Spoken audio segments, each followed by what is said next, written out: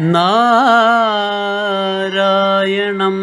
നമസ്കൃത്യ നരം ചൈവ നരോത്തമം ദേവീം സരസ്വതീം വ്യാസം തതോ ജയമുദീരയേ. അർത്ഥശാസ്ത്രമിദം പുണ്യം ധർമ്മശാസ്ത്രമിദം പരം മോക്ഷശാസ്ത്രമിദം പ്രോക്തം വ്യാസേനാമിതബുദ്ധിനാ.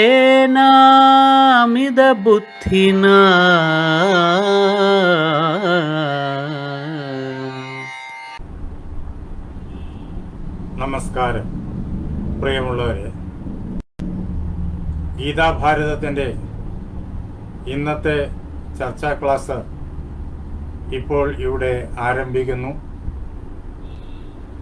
ആദ്യമേ തന്നെ എൻ്റെ സർവസങ്കല്പങ്ങളും ഭാരതീയ ആചാര്യ പരമ്പരയുടെ പാദപങ്കജങ്ങളിലും വാഗ്ദേവതയും ശക്തിസ്വരൂപിണിയുമായ അമ്മയുടെ പാദപത്മങ്ങളിലും എൻ്റെ ഗുരുനാഥനായ ജഗദ്ഗുരു സ്വാമി സത്യാനന്ദ സരസ്വതി തൃപ്പാദങ്ങളിലും എൻ്റെ പരമഗുരുവായ ബ്രഹ്മശ്രീ നീലകണ്ഠ ഗുരുപാദരുടെ പാദപങ്കജങ്ങളിലും ഇത് കേട്ടുകൊണ്ടിരിക്കുന്ന നിങ്ങളുടെ ഓരോരുത്തരുടെയും മഹാഗുരുവിൻ്റെ പാദപത്മങ്ങളിലും ആ ധന്യമായ സങ്കല്പം കൊണ്ട് പവിത്രമായിരിക്കുന്ന നിങ്ങളുടെ ഹൃദയങ്ങളിലും പൂജാപുഷ്പങ്ങളെന്നോണം സമർപ്പിച്ചു കൊള്ളട്ടെ. ഭഗവാൻ വേദവ്യാസൻ രചിച്ച മഹാഭാരത കഥയെ ആസ്പദമാക്കിയുള്ള നമ്മുടെ ചർച്ചയുടെ തുടർച്ചയാണിത്, ഗീതാഭാരതം. വ്യാസഭഗവാൻ ആദ്യം ഭാരതീയ വേദാന്ത സർവസ്വമായിരിക്കുന്ന ഭഗവത്ഗീതയെ തൻ്റെ മനസ്സിൽ നിർമ്മിച്ചു. തുടർന്ന് ഭഗവത്ഗീതയിലെ 700 ശ്ലോകങ്ങളുടെയും തത്വം ഒന്നൊന്നായി നമ്മുടെ മുന്നിൽ നമുക്ക് എളുപ്പത്തിൽ മനസ്സിലാകുന്ന പ്രകാരത്തിൽ അവതരിപ്പിച്ച് പഠിപ്പിച്ചു തരുന്നതിന് വേണ്ടിയിട്ട് വിവിധങ്ങളായ കഥാപാത്രങ്ങളെയും കഥാസന്ദർഭങ്ങളെയും നിർമ്മിക്കുകയും ചെയ്തു. അങ്ങനെയാണ് ഈ ലോകത്തിൻ്റെ മുഴുവൻ അദ്ഭുതമായിരിക്കുന്ന വ്യാസഭാരതം അഥവാ മഹാഭാരതം എന്ന പേരായ ഇതിഹാസം നമുക്ക് കൈവന്നത്. ആ മഹാഭാരതത്തിലെ ഓരോ കഥയും ഗീതാശ്ലോകങ്ങളുടെ ദൃശ്യ ആവിഷ്കൃതിയാണ്. അത് നേരിട്ട് പഠിക്കുന്നതിന് വേണ്ടിയുള്ള പരിശ്രമമാണ് നാം ഇവിടെ ഈ ഗീതാഭാരതം എന്നുള്ളതായ ചർച്ചാ ക്ലാസ്സിലൂടെ ചെയ്തുകൊണ്ടിരിക്കുന്നത്. ഗീതയിലെ 16-ാമത് അധ്യായം ദൈവാസുര സമ്പദ് വിഭാഗയോഗം, അതിലെ ദൈവീ സമ്പത്തിനെ ആസ്പദമാക്കിയുള്ള വിവരണങ്ങൾ നാം നേരത്തെ തന്നെ കഥാരൂപത്തിലും കേട്ടുകഴിഞ്ഞു. ആസുരീ സമ്പത്തിനെ ആസ്പദമാക്കിയുള്ള കഥാരൂപ വിചിന്തനം, അതാണ് ഇപ്പോൾ ഈ അവസരത്തിൽ നടന്നുകൊണ്ടിരിക്കുന്നത്.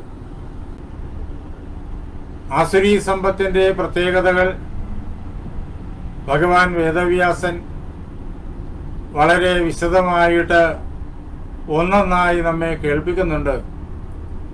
ദംഭോ ദർപ്പോ അതിമാനശ്ച ക്രോധ പാരുഷ്യമേവച. ദംഭം, ദർപ്പം, അതിമാനിത, ക്രോധം, പാരുഷ്യം, ഇങ്ങനെ പോകുന്നു ആസുരീ സമ്പത്തിൻ്റെ സവിശേഷതകൾ. അതിൽ ദംഭവും ദർപ്പവും അതിമാനവും നമ്മൾ മഹാഭാരത കഥയിലൂടെ കണ്ടുകഴിഞ്ഞു. ഇനി അടുത്ത് നമുക്ക് കാണേണ്ടത് ക്രോധമാണ്. ക്രോധം, ഒരാൾ തന്നോട് എന്തെങ്കിലും കാര്യമായ അപകാരം ചെയ്തു എന്ന തോന്നൽ ഹൃദയത്തിൽ ഉണ്ടാകുമ്പോൾ ആ വ്യക്തിയെ സംഹരിക്കുന്നതിന് വേണ്ടിയിട്ടുള്ള വിചാരം, അതിനുള്ള ആവേശം, അതാണ് ക്രോധം. ചില സാഹചര്യങ്ങളിൽ സംഹരിക്കണം എന്ന് ആഗ്രഹമുണ്ടെങ്കിൽ പോലും അത് ചെയ്യാൻ സാധിക്കാത്ത വന്നു എന്ന് വരാം. അങ്ങനെയാണെങ്കിൽ സംഹരിക്കുന്നതിന് സമാനമായിട്ടുള്ള കർത്തവ്യങ്ങളിൽ മുഴുകി എന്ന് വരാം. അതിന് പ്രേരിപ്പിക്കുന്ന മാനസികാവസ്ഥ, വളരെ ക്രൂരമായ മാനസികാവസ്ഥ, അതാണ് ക്രോധം. ഇത് ആസുരീ സമ്പത്തിന്റെ പ്രത്യേകതയാണ്. പലപ്പോഴും വേറെ ആരും തന്നോട് ചെയ്ത അപകാരമൊന്നും ആയിരിക്കണമെന്നില്ല. പക്ഷേ അപകാരമായിട്ട്, ഭീഷണമായ അപകാരമായിട്ട് അതിനെ വിലയിരുത്തുന്നു. അതിൻ്റെ പേരിൽ ക്രോധിക്കുന്നു. പറ്റിയാൽ സംഹരിക്കുന്നു. ഇല്ലെങ്കിൽ അതിന് സമാനമായി, ഒരുപക്ഷെ അതിനേക്കാളും ഭീഷണമായി ഉള്ള വേറെ ഒരു അപകാരം അത് ചെയ്യുന്നു. ഇത് യുദ്ധങ്ങൾക്കും കോലാഹലങ്ങൾക്കും ദുരിതങ്ങൾക്കും കഷ്ടപ്പാടുകൾക്കും വിനാശങ്ങൾക്കും ഒക്കെ വളം വയ്ക്കുന്ന ആസുരീ സമ്പത്താണ്. ഈ ക്രോധത്തെ സഹായിച്ചുകൊണ്ട് നിൽക്കും, അതിനെ പ്രോത്സാഹിപ്പിച്ചുകൊണ്ട് നിൽക്കും ദംഭവും ദർപ്പവും അതിമാനിതയുമല്ല. അവയേറെയുള്ള ആളുകളിലാണ് ക്രോധമെന്നത് അത്യധികം ഭീഷണമായിട്ട് ഹൃദയത്തിൽ നിറയുക. ഇവയെല്ലാം കൂട്ടുകാരാണ്. ദംഭ, ദർപ്പ, അതിമാനിത, ക്രോധാദികൾ ഇവയെല്ലാം പരസ്പരം സഹകരിക്കുന്ന, പരസ്പരം വളർത്തുന്ന, പരസ്പരം പ്രോത്സാഹിപ്പിക്കുന്ന കൂട്ടുകാരാണ്. അവ ഈ ആസുരീ സമ്പത്തുള്ള ആളുകളുടെ ചിന്തകളിലും വാക്കുകളിലും പ്രവൃത്തികളിലുമെല്ലാം ഓരോ നിമിഷവും പ്രകടമായിക്കൊണ്ടേയിരിക്കും. അതിൽ ക്രോധം എന്നുള്ളത്, അതാണ് നാം ഇനി മഹാഭാരതത്തിൽ നിന്ന് തന്നെ അതിലെ വിവിധ സന്ദർഭങ്ങളിലൂടെ പഠിക്കുന്നത്. അനേകം സന്ദർഭങ്ങളുണ്ട് ക്രോധത്തെ മനസ്സിലാക്കാൻ വേണ്ടി. ക്രോധം ഓരോരുത്തരിലും പ്രകാശിക്കുക ഓരോരോ പ്രകാരത്തിലാണ്.